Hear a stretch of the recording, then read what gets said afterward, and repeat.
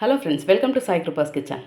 இன்றைக்கி நம்ம ஒரு பாரம்பரிய சுவையில் ஒன் பார்ட் மீல் பூண்டு குழம்பு சாதம் தான் பார்க்க போகிறோம். ரொம்பவே டேஸ்ட்டான ரொம்ப குயிக்காக பண்ணக்கூடிய இந்த பூண்டு குழம்பு சாதம் பண்ணுறதுக்கு முன்னாடி நம்ம சேனலுக்கு ஃபஸ்ட் டைம் வர்றவங்க சேனலை சப்ஸ்கிரைப் பண்ணிக்கோங்க. அப்படியே பக்கத்தில் பெல் ஐக்கன் அழுத்தி அதில் ஆளையும் டிக் பண்ணிடுங்க. சரி, வாங்க நம்ம வீடியோவுக்கு போகலாம்.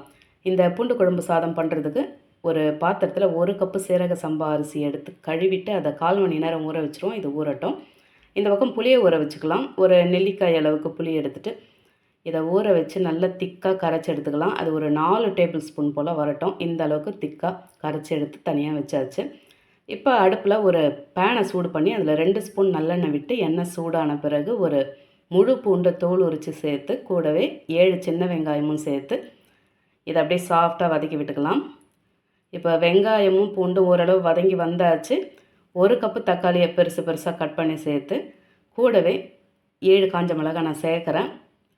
இப்போ எல்லாத்தையும் நல்லா கலந்து வதக்கி அந்த தண்ணி வற்றி சாஃப்டாக வதங்கி வரணும். ஆறின பிறகு மிக்ஸி ஜாரில் சேர்த்து தண்ணி சேர்க்காமல் நல்லா நைஸாக அரைச்சி எடுத்துக்கலாம். என்ன தான் நைஸாக அரைச்சி எடுத்தாலும் அந்த மிளகாய் அந்தளவுக்கு அரைப்பட்டு வராது. அப்படி திப்பியாக இருந்தால் நீங்கள் வடிகட்டி எடுத்துக்கோங்க. நான் வடிகட்டி தான் எடுத்து வச்சுருக்கேன். இப்போ அடுப்பில் ஒரு குக்கரை சூடு பண்ணி அதில் 3 டேபிள் ஸ்பூன் நல்லெண்ணெய் விட்டாச்சு. எண்ணெய் சூடான பிறகு அதில் 1 ஸ்பூன் உளுந்து 1 ஸ்பூன் கடுகு சேர்த்து கூடவே 1/4 ஸ்பூனுக்கும் குறைவாக வெந்தயம், 1/2 ஸ்பூன் சீரகம், கொஞ்சமாக பெருங்காயத்தூளை சேர்த்து எல்லாத்தையும் நல்லா கலந்து பொரிய வச்சுருவோம். 3 காஞ்ச மிளகாய் கிள்ளி போட்டு சேர்த்தாச்சு. 1/2 கப்பு பூண்டு மெலிசாக கட் பண்ணி சேர்த்து 1/2 கப்பு சின்ன வெங்காயம் 2 கட் பண்ணி சேர்த்து ஒரு கொத்து கருவேப்பிலையும் சேர்த்து எல்லாத்தையும் நல்லா சாஃப்டாக வதக்கி விட்டுருவோம். இப்போ அரைச்சி எடுத்த இந்த வெங்காயம் தக்காளி பேஸ்ட்டையும் சேர்த்து அதையும் நல்லா கலந்து பரட்டி விட்டுக்கலாம்.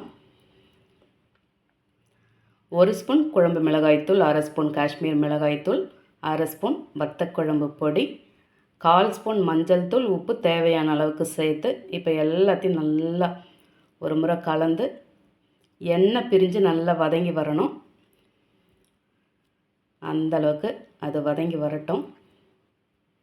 இந்த பாருங்கள், எண்ணெய் பிரிஞ்சு வருது. இப்போ நம்ம கரைச்சி வச்சுருக்க அந்த புளி கரைசலையும் சேர்த்து திரும்பவும் ஒரு முறை அப்படியே கலந்து விட்டுக்கலாம். இதில் நம்ம வத்தக்குழம்பு பொடி சேர்த்துருக்கிறதால அது வத்தக்குழம்பு சாதம் மாதிரி இருக்குமான்னு நினைக்க வேண்டாம். இது பூண்டு குழம்பு சாதமாக தான் இருக்கும். இப்போ எண்ணெய் நல்லா பிரிஞ்சு வரும்போது தண்ணியை அளந்து எடுத்து ஊற்றிக்கலாம். இந்த கப்பில் தான் நம்ம அரிசி அளந்து எடுத்தோம். அதில் 3 கப்பு தண்ணி சேர்க்குறோம். அந்த மிக்ஸி ஜாரில் அலசி எடுத்த தண்ணி தான் நம்ம சேர்த்துருக்கோம். இப்போ ஒரு முறை கலந்துட்டு நம்ம சேர்த்துருக்க உப்பு கண்டிப்பாக போதாது. நீங்கள் உப்பு இங்கே செக் பண்ணிவிட்டு பத்தலைன்னா சேர்த்துக்கோங்க. எல்லாத்தையும் நல்லா கலந்து கரைச்சி விட்டு இப்போ இதை மூடி போட்டு அப்படியே ஒரு கொதி வர விட்டுக்கலாம். கொதித்து வந்தாச்சு. இப்போ ஊற வச்சுருக்க இந்த அரிசியை தண்ணியை வடிச்செடுத்து சேர்த்து திரும்ப ஒரு முறை நல்லா கலந்துட்டு இந்த இடத்துல உங்களுக்கு வெல்லம் சேர்க்கணுன்னா ஒரு சின்ன துண்டு வெல்லம் சேர்த்துக்கோங்க. நான் சேர்க்கலை, ஆனால் சேர்த்தா நல்லாயிருக்கும். கருவேப்பிலையை கொஞ்சமாக கிள்ளி போட்டு சேர்த்துட்டு இப்போ இதை மூடி போட்டு 3 விசில் மட்டும் வச்சு எடுத்துக்கலாம். அதுக்கும் அதிகமாக வைக்க வேண்டாம். அப்புறம் சாப்பாடு அடிப்பிடிச்சிக்கும்.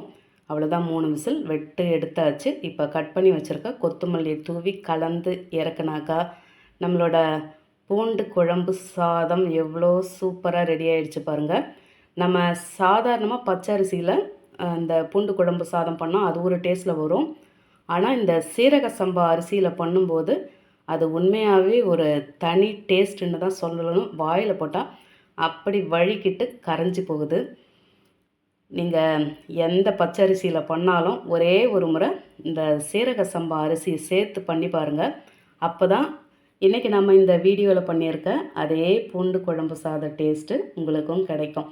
இந்த பூண்டு குழம்பு சாதத்தை சூடாக இருக்கும்போது சாப்பிட்டா அவ்வளோ சூப்பராக இருக்கும். இதுக்கு நம்ம சைட் டிஷ்ஷே தேட மாட்டோம்.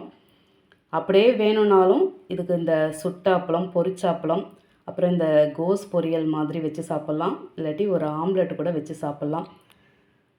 ரொம்ப அர்ஜெண்ட்டான டைமில் முழு சமையலை பண்ண டைம் இல்லை அப்படின்னு சொல்லும்போது இந்த மாதிரி ஒன் பார்ட் மீல் செய்து சாப்பிட்லாம். ரொம்பவே நிறைவாக இருக்கும். நீங்களும் ரொம்பவே ஈஸியான டேஸ்டான இந்த பூண்டு குழம்பு சாதத்தை செய்து சாப்பிட்டு எப்படி இருந்ததுன்னு மறக்காமல் கமெண்ட்டில் சொல்லுங்கள். ரெசிபி பிடிச்சிருந்தால் லைக் பண்ணிவிட்டு அப்படியே நம்ம சேனலை சப்ஸ்கிரைப் பண்ணி பக்கத்தில் பெல் ஐக்கான் அழுத்தி அதில் ஆலையும் டிக் பண்ணிக்கோங்க.